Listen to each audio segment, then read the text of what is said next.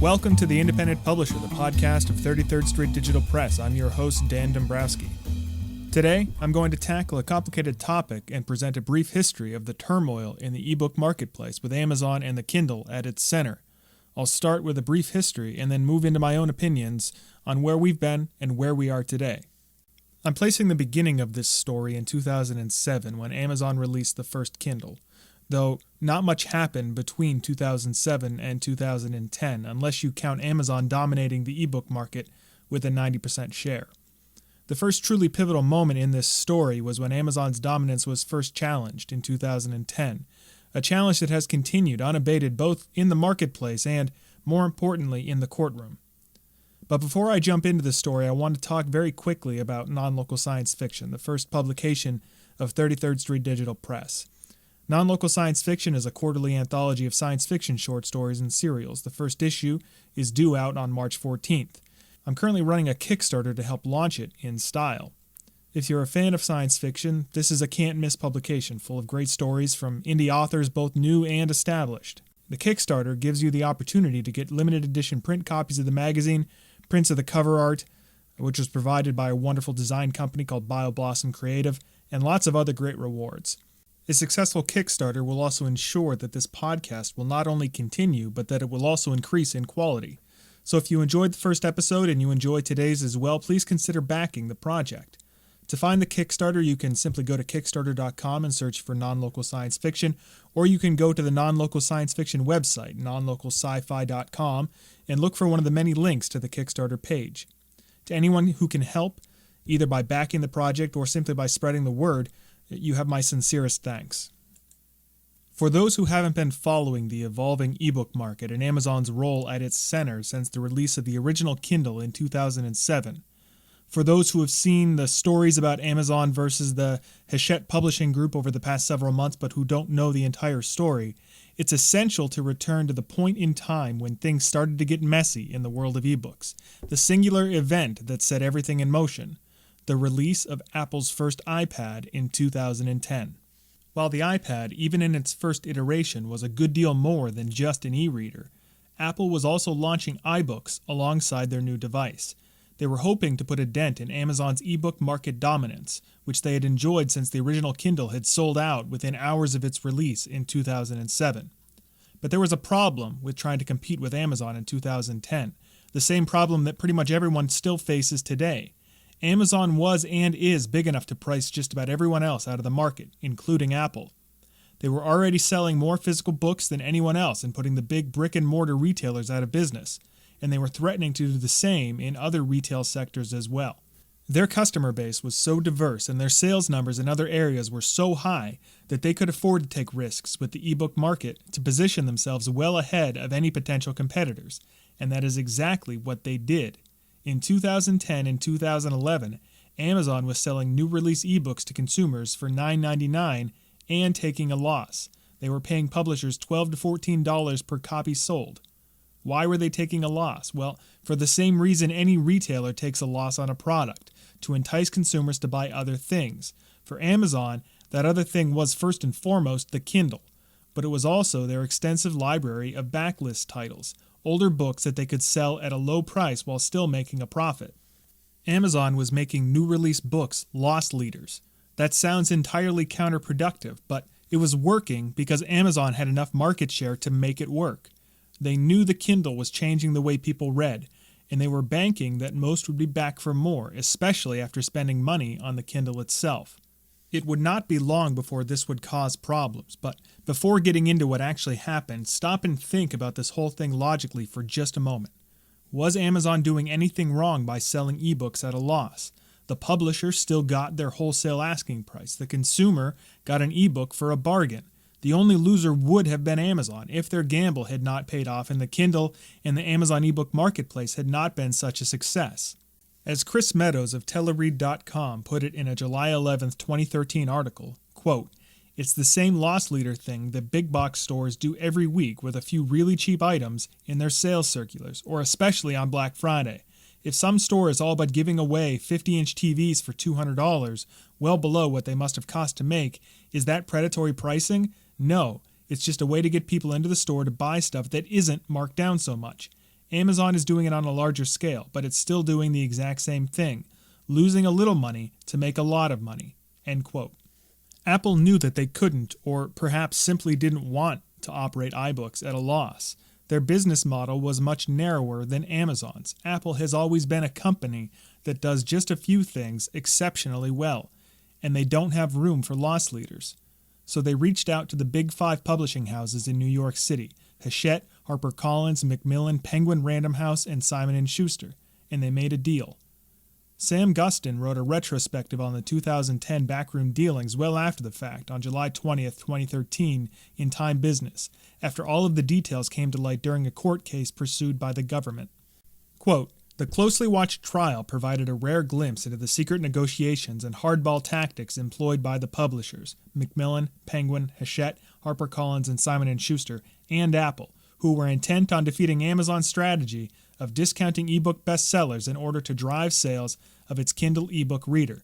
During the trial, the government described how publishing executives engaged in cloak and dagger secret meetings at upscale Manhattan restaurants during which they plotted the conspiracy, and later tried to conceal the communications to avoid leaving a paper trail."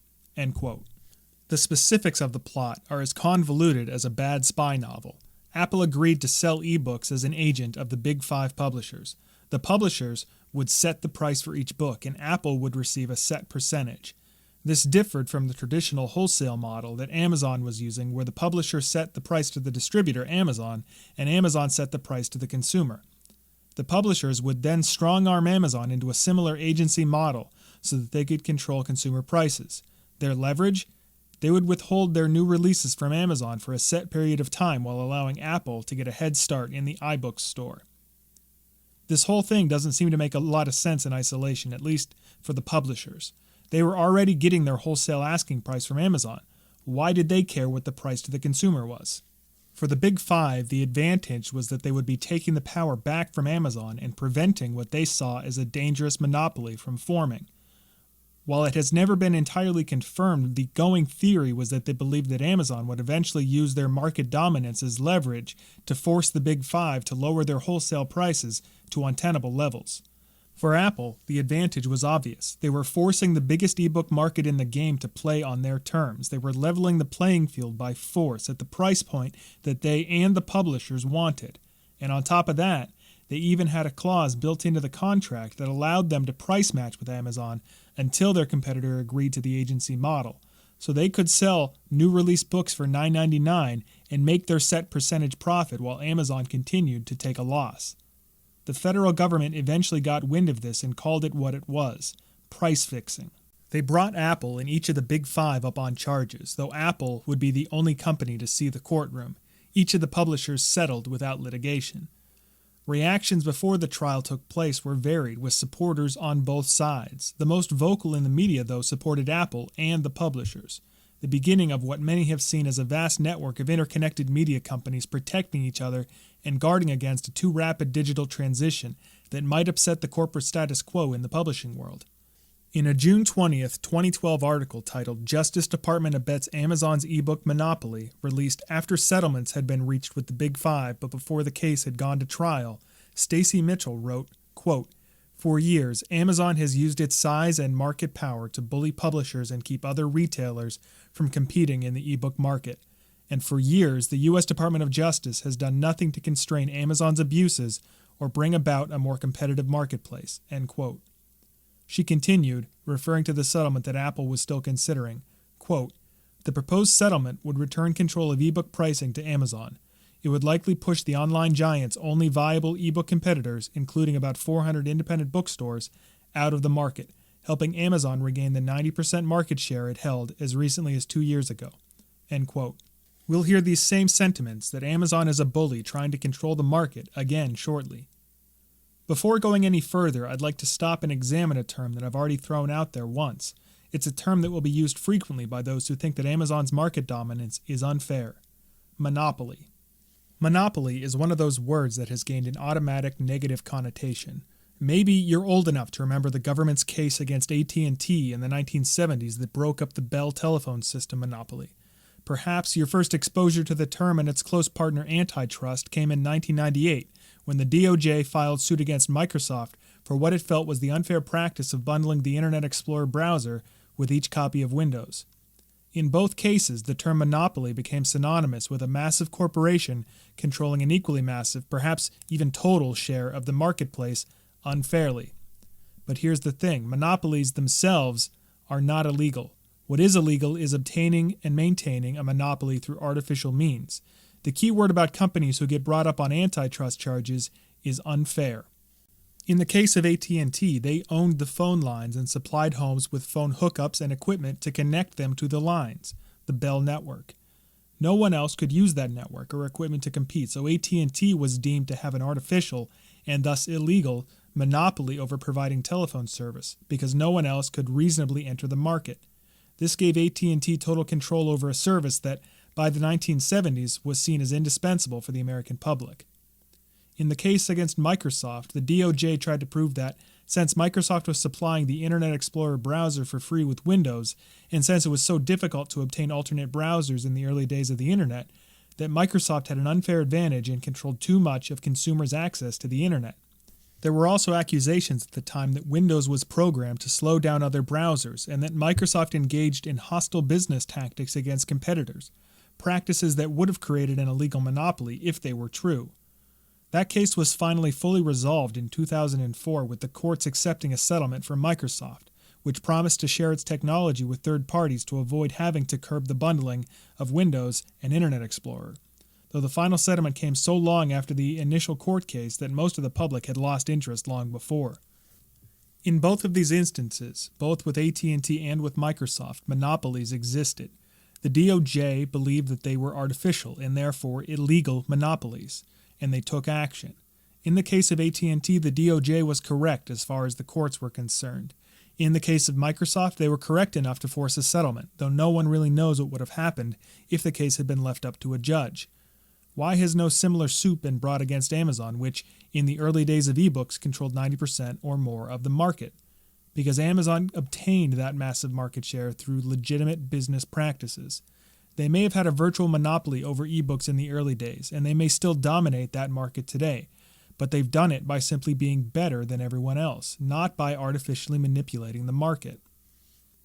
As Chris Matthews, no, not that Chris Matthews, of Fortune.com said in a May 28, 2014 article titled, "Amazon isn't and likely never will be a monopoly," quote, "Antitrust courts since the 1970s have consistently held that it's not illegal for a company to hold huge market share like Amazon does, or even to use that market share as a tool in negotiations with suppliers, as long as they aren't using that power to raise prices for the end consumer." End quote. Amazon was not directly hindering any other company from creating a better e-reader or a better ebook marketplace. They might have been said to be indirectly hindering such competition by simply being so good at what they were doing, but that's business. You can't go crying monopoly to the government unless the dominant company is doing something to directly and illegally squash the competition. In other words, artificial monopolies are illegal. Organic monopolies are not, and Amazon had an organic monopoly. Getting back to the 2010 court case against Apple for colluding with the Big Five to fix prices, the battle there continued for years. It wasn't until 2013 that a final verdict was reached. Guilty. In her decision, Judge Denise Cole stated, quote, "The plaintiffs have shown that the publisher defendants conspired with each other to eliminate retail price competition in order to raise ebook prices, and that Apple played a central role in facilitating and executing that conspiracy. Without Apple's orchestration of this conspiracy, it would not have succeeded as it did in the spring of 2010. End quote. The next time that you hear someone say that Amazon has an unfair monopoly in ebooks, or that they have somehow not earned their position at the top of the ebook marketplace, remember this. Only one company has been convicted of trying to illegally manipulate the ebook marketplace, and it wasn't Amazon. But why does the image of Amazon, the monster corporation, still exist? Returning to the 2013 Chris Meadows Telluride.com piece, Chris says, quote, "The publishers and Apple see it as in their best interest to paint Amazon as an evil monopolist every chance they get. It gets them sympathy, which they need pretty badly at this point. And I expect Amazon hasn't exactly done much to discourage the perception of being the place where you go to get ebooks insanely cheaply compared to what they ought to cost, either. After all, for the consumer side of things, it helps drive more business." So that's the first half of the story. Apple worked with the Big Five to try to curb Amazon's dominance by fixing prices, and they were struck down for it.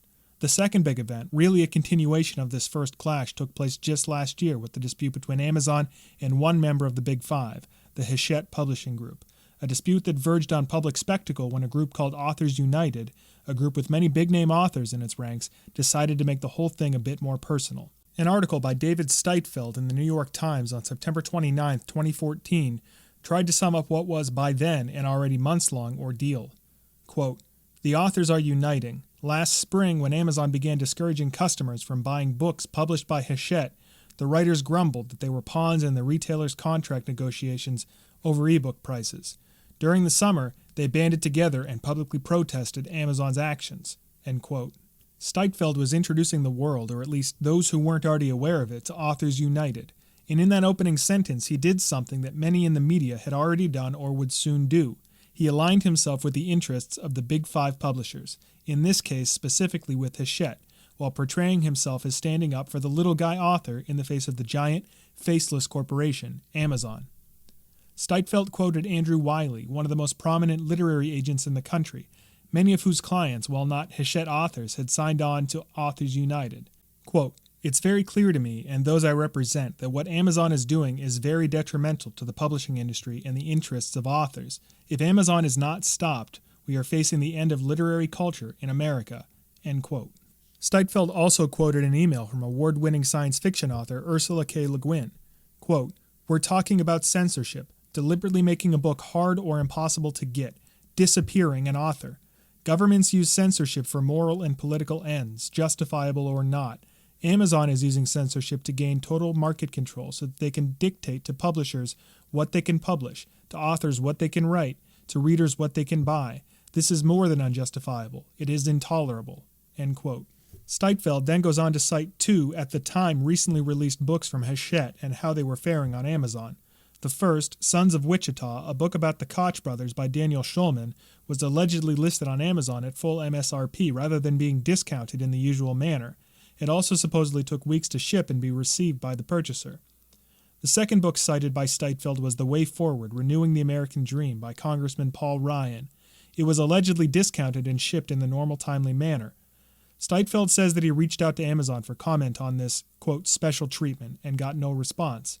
Perhaps I'm being a bit paranoid, but it felt to me as though Steitfeld was trying to draw a line between the former Republican vice presidential candidate and Amazon, an association that amongst many who read the New York Times at least would not generally be seen as favorable, an association that wouldn't make a whole lot of sense given that Jeff Bezos, the CEO of Amazon, is rather well known for backing Democratic candidates. Regardless of the intent of that particular portion of the article, it seems more than clear from the overall tone what side Steitfeld and the New York Times were taking in the dispute between Hachette and Amazon. What was the exact nature of the dispute? No one knew exactly, because at the time both sides remained tight-lipped throughout the ordeal, and still, even after the matter has been settled, no one knows exactly what started the whole thing. What we do know is that it had to do with money. David Steitfeld, in another New York Times article, this one simply titled "Amazon and Hachette Resolve Dispute" from November 13, 2014, said, quote, "Hachette won an important victory on Thursday in its battle with Amazon, the ability to set its own price for ebooks, which it sees as critical for its survival." End quote. It's not clear why Hachette was concerned about setting prices on Amazon. Presumably, they were still operating on a wholesale model and able to charge Amazon whatever they wanted per copy sold. But maybe they weren't. Maybe they were just concerned about Amazon having so much control in the marketplace, the same reason they aligned themselves with Apple in 2010, and they wanted to make sure that Amazon never got significant leverage over them. But as Chris Matthews said in his article on Fortune, quote, "Some worry that Amazon's low-price strategy is merely a Trojan horse to gain market share until it can turn the screws on the public and raise prices big time. But this scenario doesn't really pass the smell test. While competitors can't compete with Amazon on shipping time, selling commodity goods over the internet is a highly competitive business, and consumers won't stick with a high-priced version of Amazon just because it's convenient." End quote. Earlier in the article, Matthews also noted, quote, "It's certainly plausible that Amazon, after 20 years of ruthlessly putting customer experience and low prices above all else, has now taken its eye off the ball and become obsessed with wielding power over a supplier at the expense of the customer. But is it likely? What in Amazon's past practices should make us believe that this is anything more than Amazon pressuring its suppliers to offer a product at a lower price?" End quote. With that, I'll leave behind, for the most part, the recitation of past events and talk about the present, about my take on the whole thing and how I see things moving forward from here. It's probably pretty clear from how I've presented things to this point where my loyalties lie, but if I haven't made myself clear yet, I'll state it explicitly. I'm wholeheartedly in the Amazon camp. If, in 10 years, ebooks have continued to grow and absolutely dominate the market as many projections say, it will be because of Amazon. And I think that's a good thing. But there will always be those who fight Amazon, who think that what Amazon is doing is detrimental, that, as literary agent Andrew Wiley said in an earlier quote, that it will bring about the end of literary culture in America. Perhaps the better quote to sum up how the publishing and literary establishment feels about Amazon came from later in that same David Steinfeld article when Ursula Le Guin said, quote, "Amazon is using censorship to gain total control so that they can dictate to publishers what they can publish, to authors what they can write, and to readers what they can buy," end quote. Let's take a look at Amazon's supposed censorship in detail. If Ursula K. Le Guin wanted, she could self-publish her next novel directly onto the Amazon marketplace. She could certainly afford to hire an editor, a layout specialist, and a cover artist on her own to put the whole thing together professionally. If she did that, if she self-published on Amazon, she would make 70% of the cover price of every digital copy sold, assuming she charged at least $2.99 for it. And Amazon would not stand in her way. In fact, given Ms. Le Guin's reputation as a great sci-fi writer, she would probably rocket to the top of the sales charts and get the benefit of being featured throughout the site as a bestseller. And she would likely make more per copy, even at $2.99, than she would if she remained tied to a traditional publisher. That's an interesting definition of censorship. The real issue here is that Amazon is changing the game, and it's a game that big-name authors have been winning for a long time. Rather than being big fish in a small pond as best-selling authors aligned with the Big Five, authors see themselves becoming big fish in gigantic ponds, in oceans of independent authors unleashed by Amazon's Kindle direct publishing platform, and they don't know how to function in that kind of environment. The reason so many second and third-tier authors signed on to support Authors United was because they saw all of their hard work, the years spent clawing their way into legitimate publishing, evaporating into nothing as Amazon suddenly leveled the playing field in a big way. Clearly, this is a bit of an overreaction. If the ebook market grows stronger, everyone involved will benefit, and those at the top of the profession, those with the backing of big-name publishers, will likely benefit most. But again, this whole thing doesn't stem from rational predictions about the future.